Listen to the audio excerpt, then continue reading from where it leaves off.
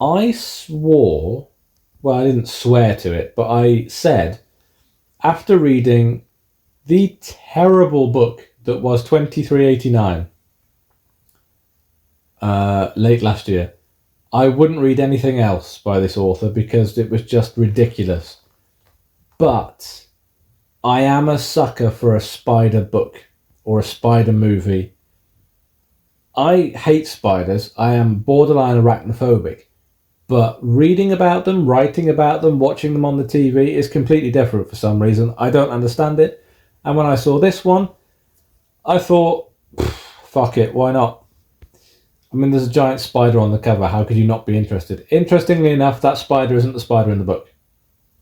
I think it was just whatever image was available to the author at the time.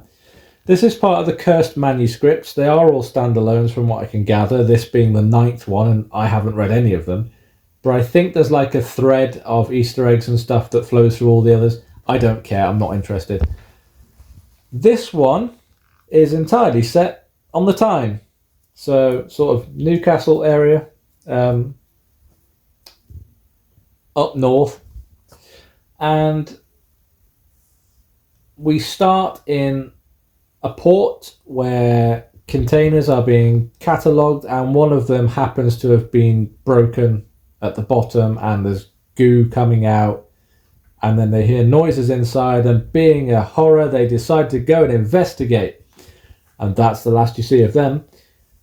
Essentially, we have spiders the size of cats, and they are not your regular spider, and they have a venom which, when it bites you, not only paralyzes you but also injects you with microscopic spider eggs which gestate very, very quickly, and at one point you explode with spiders. Yes, you heard me correctly.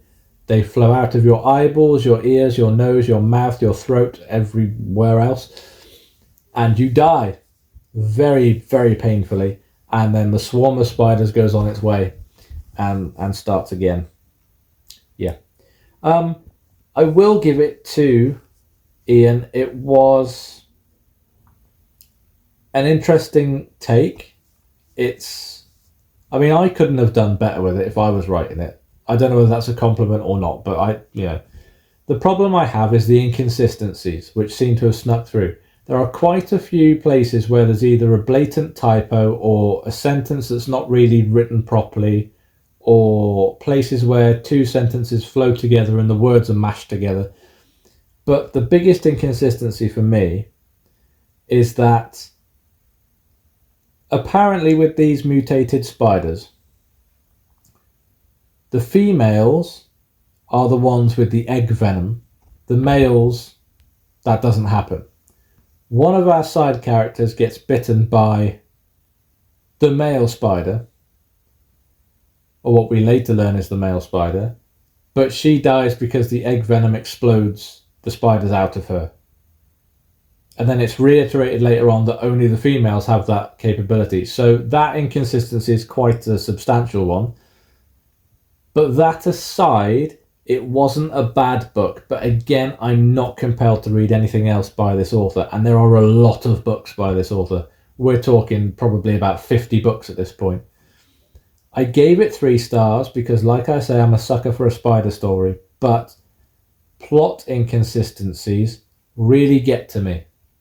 So, yeah, again, it kind of puts me off reading more. But if you like spiders, or you don't like spiders but you like spidery stuff, maybe go check it out. Otherwise, just go watch Arachnophobia again.